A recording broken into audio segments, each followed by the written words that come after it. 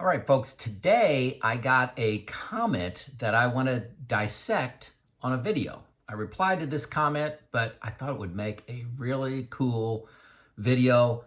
There's a lot here, okay? So hang on, strap yourself in, and let's go after it, okay? So I'm going to read the question. Joe from Texas here. Question about taxes. What is your opinion about the looming financial crisis in the U.S.? For example, the 2018 Tax Reform Act expires in 2026 and taxes will go back up to 2017 levels. And I think most people know about that. The 22% tax bracket's going up to 25, the 24 is going up to 28, several changes like that. Also had the standard deduction in there raised significantly. Been great. I liked it. Hard not to like that. The national debt is getting out of hand. It's at 34.6 trillion and counting. Social Security is projected to run out of money in 2032. Medicare is running out of money maybe sooner. We have a serious problem on the horizon that can be fixed only through raising taxes or cutting spending. If we kick the can down the road, the U.S. will be in a financial crisis in the early 2030s. My focus is to do everything I can now to reduce taxes, for when I'm retired, including Roth conversions and other things, while taxes are still cheap. Thank you, Joe, and new retirement software I recommend. What are you planning to do for the looming financial crisis described above? Long question. Like I said, I got a lot here. And folks, one of the things I will say, if you're not reading the comments to these videos, you're missing out a lot. You're getting my opinion in the videos. You're getting my interpretation, my experience. And I think that has some value. But when you read the comments, you're getting a lot more. And people agree, people disagree. So that's great. So, hey, if we haven't met, my name is Joe. I'm 59, been retired for 5 years now, walking you through my journey, making the decision to retire, what I've learned since being retired, maybe help you a little bit in your decision making to retire. And this is just one man's journey. Hopefully it helps. So got a long reply. Let's get through this. So a lot of reading here. I'm sorry. But number one, do not underestimate Congress's ability to kick the can further and further down the road. They're really talented at this. Hey, let's solve this for the next 5 years. Let's solve this for the next 5 months. They're really good at that. I think on Social Security and Medicare, that's what's going to happen. I really don't think that the elected officials are crazy enough to go after the senior citizen voting block. We vote. Okay. A few tweaks, I've studied this quite a bit. You can tweak what's going on with Social Security and Medicare, not be too painful for anybody. This has happened before. Remove the cap on income. I don't know what the cap is now. Let's say it's $160,000 and after that, you don't pay anything. Remove that cap. I don't think anybody would complain about that. The cost of living increase, or the COLA, has long been debated. A lot of people that are on that are retired on Social Security, they're not buying a new home, and so the home impact on raising prices, inflation on homes really doesn't affect a lot of retirees.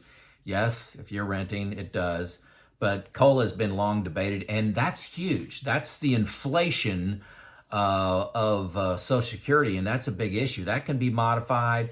They can raise the age for full retirement age from 67 to, maybe 68, 69 for people that are 20, 30, 40, just people that are 20 years away from Social Security, and then maybe even tax 100% of Social Security.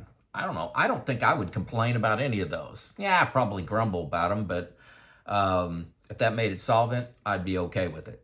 Those aren't too painful. I'm going to link a Forbes article that I extracted a couple data points out of. They said 76% payout is what Social Security is expected to do in 2033. So it's not going away. It would go to 76% payout without action. And then number two, half of all retirees depend on Social Security for 50% of their retirement income. That's a lot. That's a lot of people. I don't think any politician has that would just be catastrophic. 20 million are estimated to descend into poverty if they let that go down to 76%. So it's just ugly. For me personally, I've paid into Social Security for 37 years now. It'd be a little upsetting to change the rules after I retired. I always use sports analogies. It's like it's the ninth inning of the baseball game. There's 2 outs and 2 strikes on the batter, and we're going to change the rules of how we keep score in baseball. That would be insane.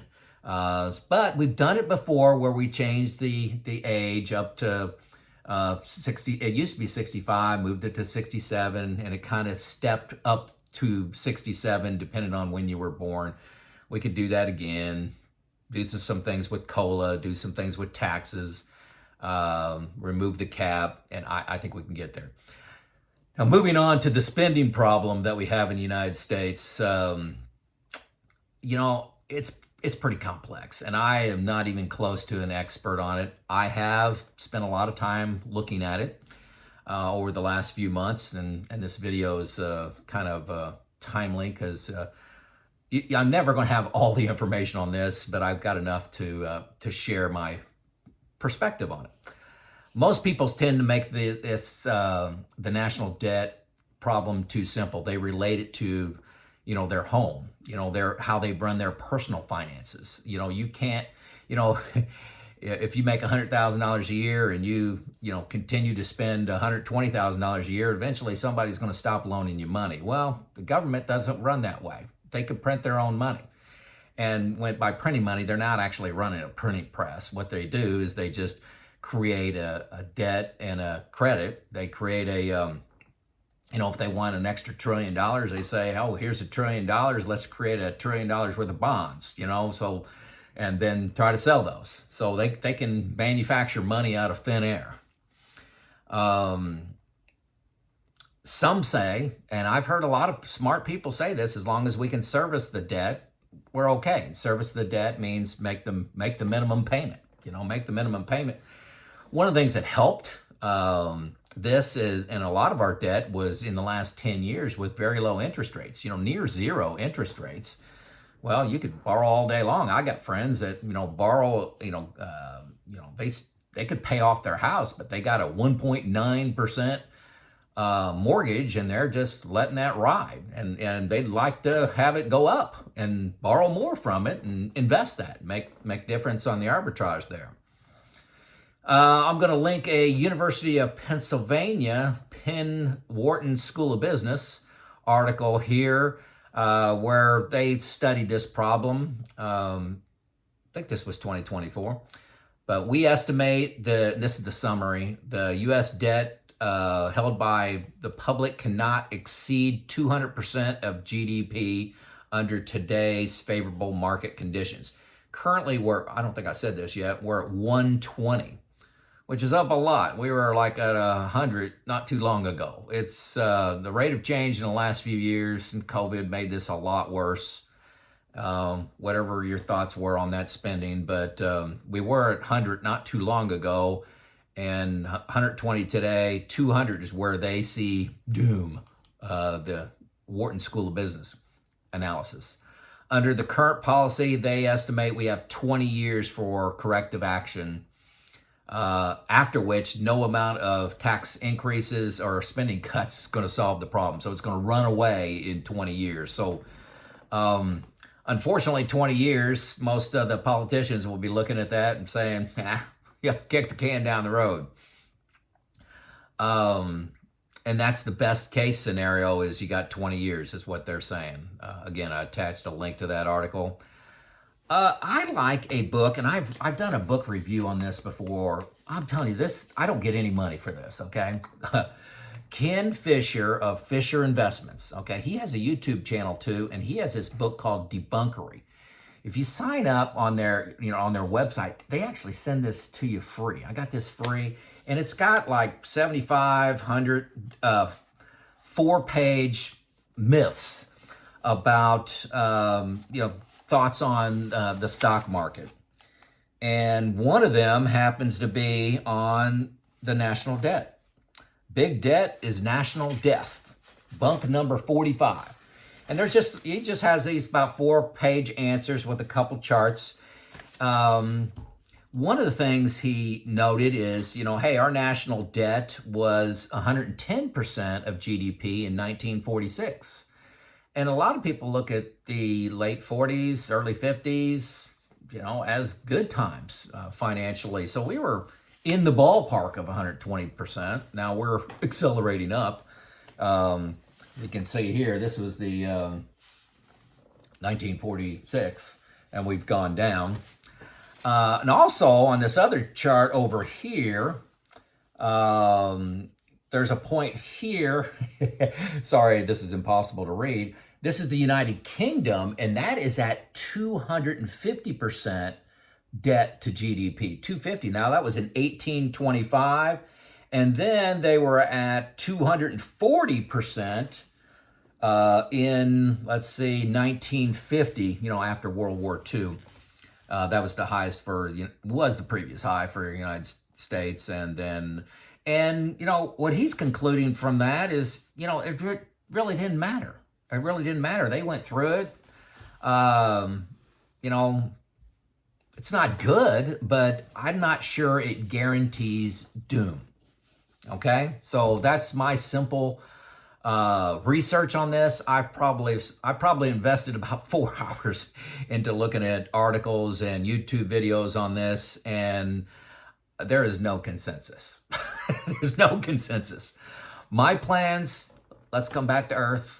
My plans, I'm doing Roth conversions like crazy. I have, in the last several years, been filling up the 22% bracket. So I've just, my IRA, just slide that into a Roth, filling up the 22% tax bracket. That's the one that's going to 25% in 2026. Like 2 more years to really go after that. This year and next year, 2024 and 2025, I really think I'm going to try to fill up the 24% bracket. That 24% bracket's the one going to 28, so should be able to save a little bit of money there. RMD time is what I'm worried about. So I have an HSA, try to max that out. That's good. And then my plan is to use all my accounts, my traditional IRA, my Roth, my brokerage account, my cash accounts, my bonds, all that kind of stuff. Manage that to manage my income level and taxes. This is something I'd have to look at every year in retirement. Folks, you hear me talk about new retirement all the time. I have spreadsheets where I do a little quick analysis. I look at the tax brackets and here's how I see things. That's good for this year. But when I put everything in new retirement, I can see year by year the tax brackets that I'm paying into. 10 years from now, 20 years from now, 30 years from now, when RMD time, I can see the actual, it's a stacked bar, a red bar on a brown bar, on a yellow bar, on a green bar that shows the tax brackets that I'm getting into at RMD time. And then if I do make changes like Roth conversions, I can see those change and I can see the tax amount that I'm changing over the lifetime. I'm telling you, it's a game changer. First link below, 2 free weeks, okay? It's a limited version, but it lets you feel comfortable about the software. Also, I'm gonna link a video of where I go in detail of how I do Roth conversion analysis using new retirement. It's a must. It's a must in these times. It's $120 a year if you like it after 2 weeks, okay? And if you can't find $120 worth of value out of that, if you're concerned about taxes, I'm not sure what to tell you. Okay, it's worth significantly more than that. I don't tell the new retirement folks this. I will whisper this. If it was $500, I would pay it, and I bought it the last 3 years. Don't tell the folks at New Retirement that. And it's almost identical to what my financial advisor uses. I have an unpaid financial advisor. He puts all my information there and get the same results.